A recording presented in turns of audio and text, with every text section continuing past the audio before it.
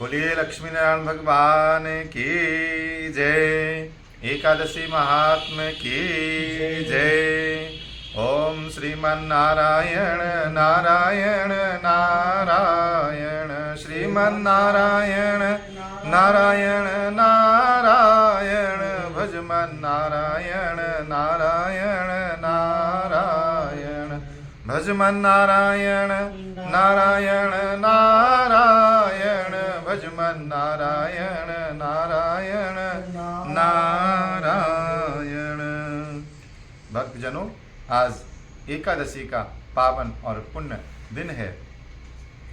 मोक्षदा एकादशी का वृत्तांत समाप्त होते ही धर्मराज युधिष्ठिर ने भगवान श्री कृष्ण से विनती की कि हे भगवान, विष्णु के साक्षात स्वरूप पौष मास के कृष्ण पक्ष की एकादशी का नाम क्या है? उस दिन किस देवता की पूजा की जाती है तथा उस पूजा की विधि क्या है? भगवान श्री कृष्ण ने कहा कि हे धर्मराज, मैं तुम्हारे स्नेह के कारण तुम्हारे प्रश्नों का उत्तर सविस्तार पूर्वक देता हूँ। एकादशी व्रत से अधिक तो मैं अधिक से अधिक दक्षिणा देने वाले यज्ञ से भी प्रसन्न नहीं होता हूँ। अतः तुम इसे अत्यंत भक्ति और श्रद्धा के साथ एकाग्र मन से श्रवण करो। मैं तुम्हें इसका पौराणिक वृत्तांत सुनाता हूँ। इस पौष कृष्ण की एकादशी का नाम सफला है। इस एकादशी के देवता श्री नारायण हैं तथा नारायण भगवान की पूजा इसमें करनी चाहिए। जिस प्रकार से नागों में शेषनाग, पक्षियों में गरुण और सब ग्रहों में चंद्रमा और यज्ञों में अश्वमेध, देवताओं में भगवान विष्णु श्रेष्ठ हैं, उसी तरह सब व्रतों में एकादशी सर्वश्रेष्ठ कहलाती है। जो मनुष्य सदैव एकादशी का व्रत करते हैं वे मुझे परम प्रिय होते हैं।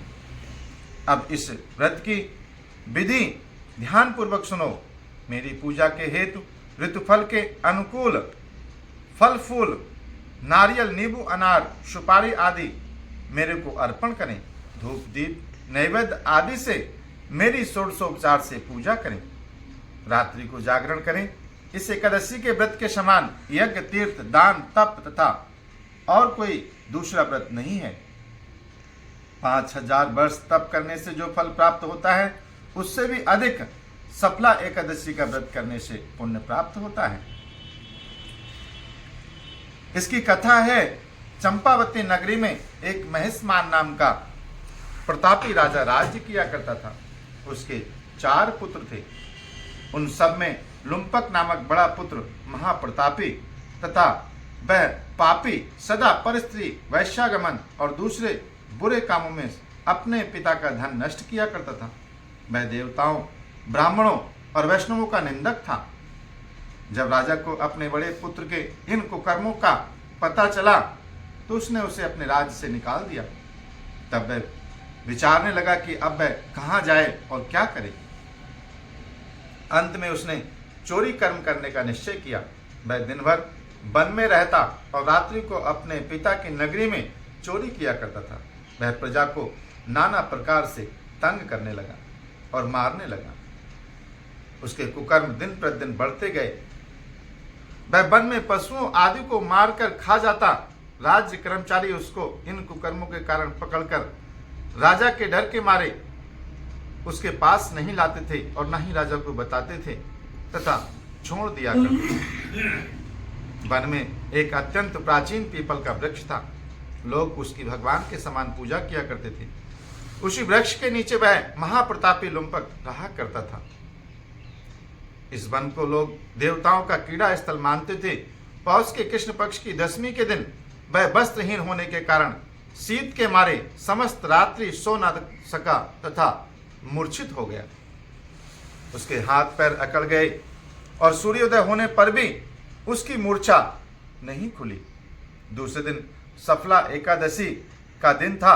दोपहर तक वह मूर्छित रहा। दोपहर के बाद सूर्य की गर्मी के कारण उसकी मूर्छा दूर हुई। जब उसे होश आया तो वह गिरता पड़ता हुआ अपने भोजन की खोज में इधर उधर भटकने लगा। उसे किसी भी प्रकार का कोई भोजन नहीं मिला। अंत में पेड़ों के नीचे गिरे हुए फल उठाकर ले आया और उसी पीपल के नीचे बैठ गया और फलों को अपने सामने रखकर भगवान से कहने लगा कि इससे मेरा पेट तो भरेगा नहीं, लो आप ही खा लो। और ये सब होते होते तक सूर्य अस्त हो गया। उसने भगवान के निमित्त वो फल अर्पण कर दिए और नाना प्रकार से रोने लगा, याचना करने लगा कि भगवान ये सब फूल आपके ही अर्पण हैं, आप ही इनसे तृप्त होइए। उस रात्रि भी उसको दुख के मारे नींद नहीं आई और वह रो रो कर भगवान को याद करता रहा। इस प्रकार उससे अनजाने में ही सफला एकादशी का उपवास और रात्रि में ईश्वर भक्ति हो गई।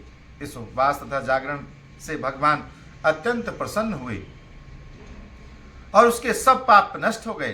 दूसरे दिन प्रातः समय अनेकों सुंदर वस्तुओं से सजा एक अति सुंदर घोड़ा उसके सामने आकर खड़ा हो गया।